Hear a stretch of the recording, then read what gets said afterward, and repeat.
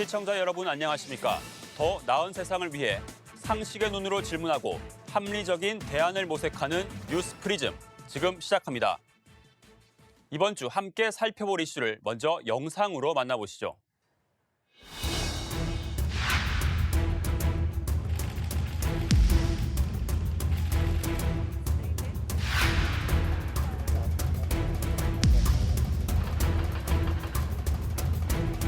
백신 도입 시기를 더 앞당기려는 노력도 기울이고 있으며 접종 준비도 철저히 하고 있습니다.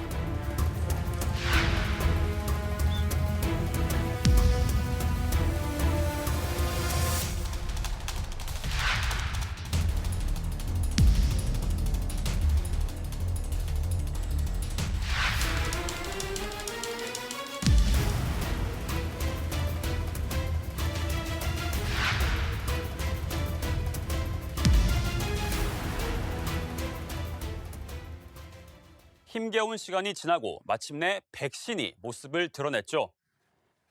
영국과 미국 등에선 대량 접종도 시작했습니다. 하지만 일각에선 몇몇 국가가 백신을 독점하면서 부유국과 빈곤국 간 백신 양극화를 우려하는 목소리도 나오고 있습니다. 각국의 백신 확보 현황을 김수강 기자가 전해드립니다. 영국은 지난달 8일부터 세계 최초로 일반인을 대상으로 코로나19 백신을 대규모로 접종하기 시작했습니다. 90살의 마가릿 키넌 할머니가 세계 1호 주인공이 됐습니다.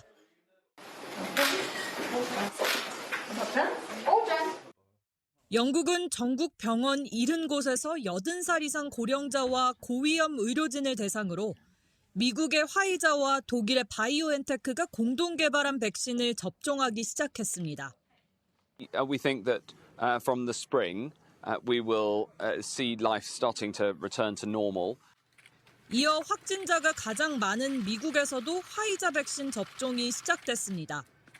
미국 뉴욕에 위치한 종합병원 중환자실에서 근무하는 간호사 샌드라 린지가 첫 접종자였습니다.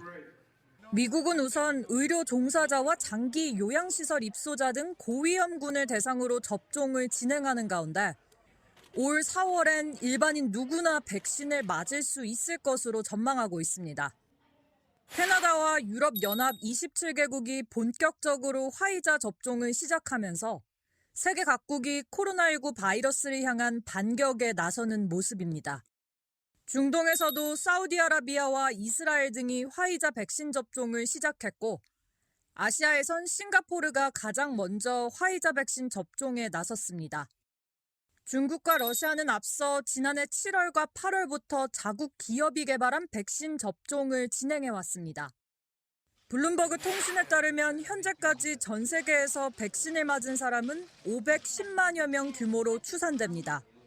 세계에서 가장 많은 백신을 사들인 나라는 미국이고 유럽연합과 인도가 그 뒤를 따릅니다. 이 나라들은 기존에 보유한 백신 외에도 추가 백신을 확보하는 데 총력전을 펼치고 있습니다.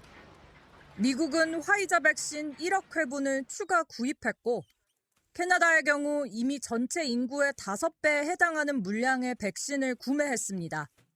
반면 대부분의 저개발 국가는 일러도 내후년이나 그 이후에야 백신을 맞을 수 있다는 전망도 나오고 있습니다.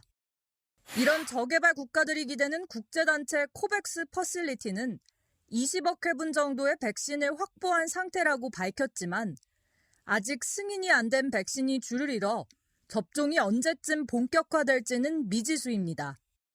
선진국들의 백신 선점으로 불평등에 대한 우려의 목소리가 나오는 가운데 전문가들은 균등한 백신 보급이 전 세계적인 팬데믹을 더 빨리 끝낼 수 있는 방법이라고 보고 있습니다. 연합뉴스TV 김수강입니다.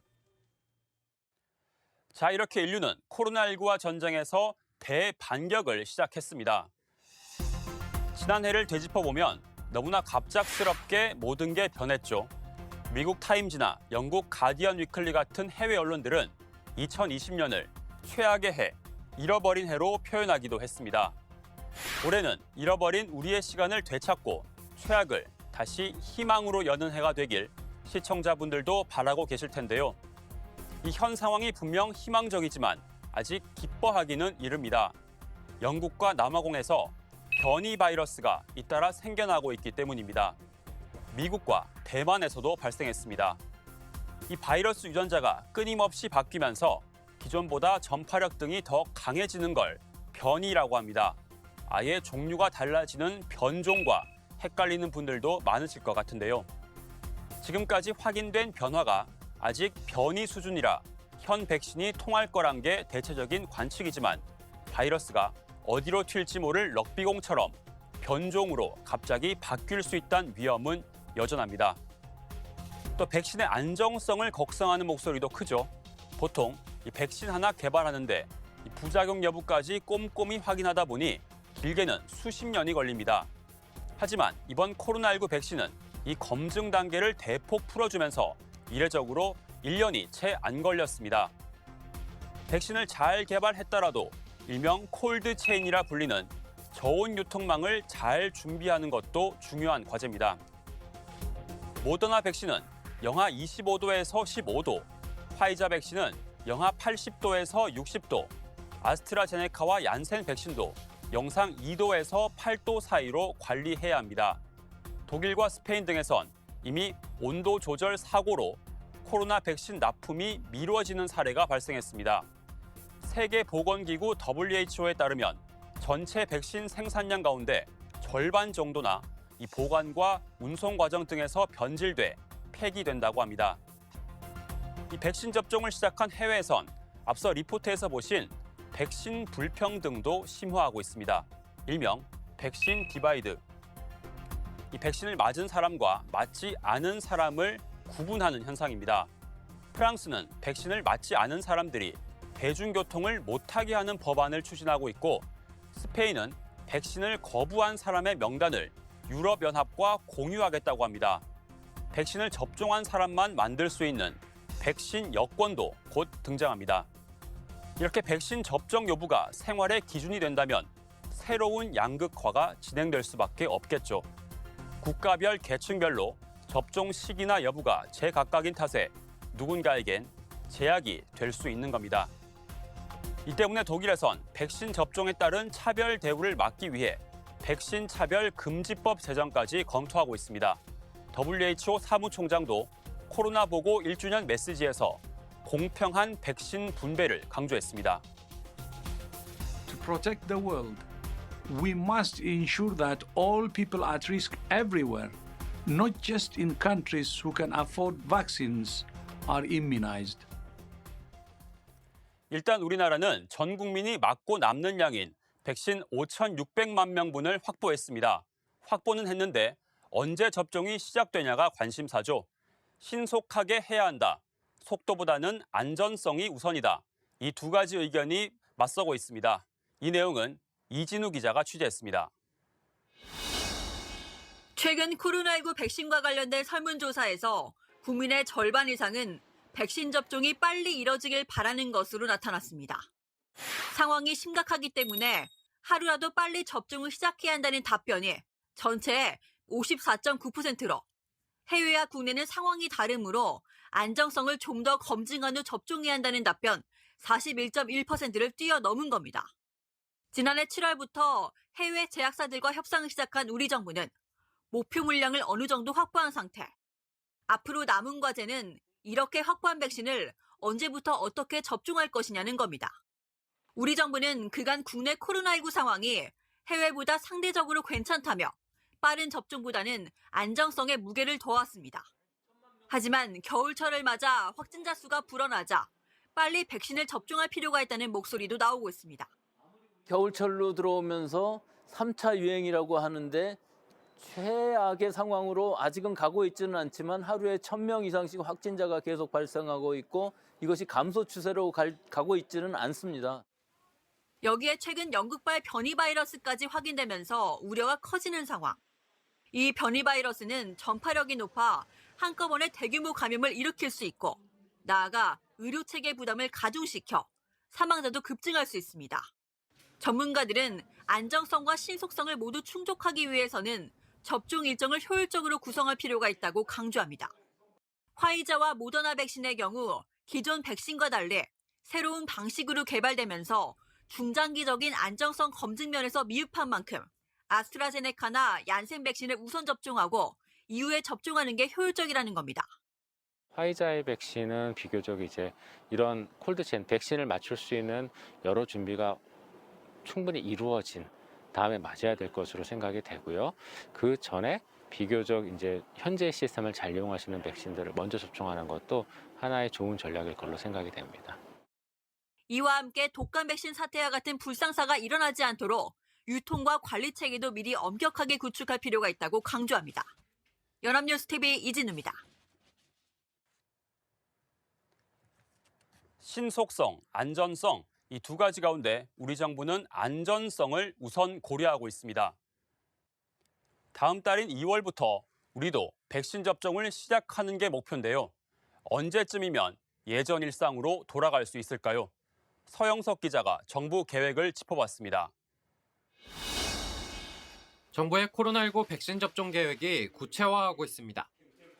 내년 2월부터 의료진, 노인 요양시설 등의 집단 수용자와 종사자 등 우선순위 대상자부터 접종을 시작할 수 있을 것으로 예상하고 있습니다. 정부가 확보한 백신은 5,600만 명분입니다. 전 국민 모두가 맞고도 남는 양인데 가장 먼저 도입되는 건 코백스 퍼실리티를 통해 공급받는 백신과 아스트라제네카의 백신입니다. 얀센과 모더나 백신은 2분기부터, 화이자 백신은 3분기부터 차례로 공급이 예정돼 있습니다. 이처럼 각 백신은 분기별로 순차 공급되기 때문에 당장 2월부터 모든 사람에 대한 접종은 무리이고 3분기 말은 돼야 일상으로의 회복을 기대할 수 있습니다. 집단 면역이라고 하면 이제 통상 그 전체 국민들의 한 60% 이상이 백신 접종을 통해서 면역이 생겼을 것을 이제 가정하는 것입니다. 이제 빠르면 한 9월 정도면 집단 면역이 가능하지 않을까 그렇게 예상하고 있습니다. 하지만 불확실성이 여전합니다. 백신 생산량이나 유통에 문제가 생기는 등 백신과 관련해서는 불확실성이 상당수 있습니다. 또 접종의 효과가 어느 정도 지속될 건지 추가 접종에 대한 이슈들도 아직은 많이 남아있는 상황이어서 세계보건기구 WHO 등이 코로나19 백신과 치료제 공동구매, 배분을 위해 만든 기구인 코백스 퍼실리티를 통해 공급받는 백신은 어떤 제약회사의 제품인지부터가 불투명합니다. 아스트라제네카 백신은 임상시험 중 예기치 않은 결과가 도출되며 유럽의약품청과 미국 식품의약국에 사용 허가 신청을 하지 않고 있습니다. 계약은 속속 이뤄지고 있지만 업체별 실제 백신 생산량과 허가, 유통 등의 변수가 있는 겁니다. 여기에 추가 접종까지 생각하면 더 많은 백신 물량이 필요할 수 있습니다. 정치권에선 백신의 대리 생산, 국가 간 스와프 같은 방안도 마련해야 한다는 이야기가 나옵니다. 우수한 제품을 우리 국내에서 생산할 수 있도록 하는 그런 협약도 화이자나 모더나에도 도움이 되거든요. 자기네들 지금 이제 많은 수주를 받았기 때문에. 다만 정부와 여당은 올해 초 국산 치료제의 도입이 확실시되면 판도가 크게 바뀔 것이라고 기대했습니다. 정부는 이달 초 코로나19 백신 접종을 위한 로드맵을 발표합니다. 국민들이 정말 언제쯤이면 일상으로 돌아갈 수 있을지를 알 수 있는 가늠자가 될 전망입니다. 연합뉴스TV 서영석입니다. 70년 전 알베르 카뮈는 소설 페스트에 전염병 사태를 맞은 다양한 인간 군상을 담았습니다. 고립된 도시에서 페스트 공포에 떨던 사람들은 병뿐만 아니라 불안과 혐오, 이기심 등에 맞서 인간성을 지키기 위한 싸움을 해야 했습니다. 이제 그들은 인간이 언제나 원할 수 있고 또 가끔 얻을 수 있는 것이 있다면 그것은 바로 인간에 대한 애정이라는 걸 알게 되었다. 소설 주인공들이 내린 결론입니다. 코로나와의 싸움이 끝내 인류애를 지키고 희망을 확인하는 시간이 되길 뉴스프리즘이 기원하겠습니다. 저희가 이번 주 준비한 내용은 여기까지입니다. 시청해주신 여러분 고맙습니다.